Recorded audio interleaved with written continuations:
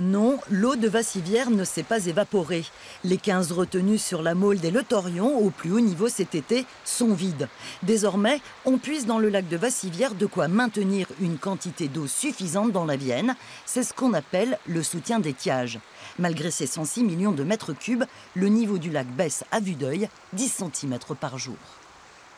Ça baisse très vite parce que je suis venue la semaine dernière et il y a le rocher qu'on voit en face là-bas qui était encore dans l'eau et cette semaine il n'est plus dans l'eau. Et là on voit tous les œufs des poissons qui se retrouvent sur les plages sans eau. Donc à mon avis, pour le renouvellement des poissons, c'est pas génial, quoi. En cause, la sécheresse estivale qui a impacté le débit de la Vienne, moins 25% par rapport à une année normale. Un scénario qu'EDF a déjà connu l'an dernier. Il s'agit maintenant d'assurer la meilleure gestion de l'eau stockée dans les retenues du barrage de Vassivière. Ce qu'il faut avoir en tête, c'est qu'en fait, on a un point de mesure qui est situé à environ 150 km d'ici, qui est sur la Vienne.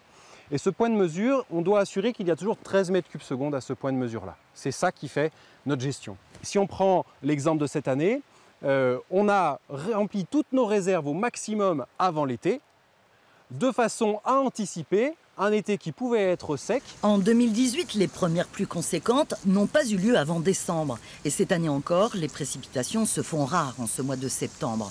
Nul ne sait quand Dame Nature permettra à Vassivière, château d'eau du Limousin, de reconstituer ses précieuses réserves. Enjeu de taille pour le monde agricole, l'industrie et la centrale nucléaire de Civaux.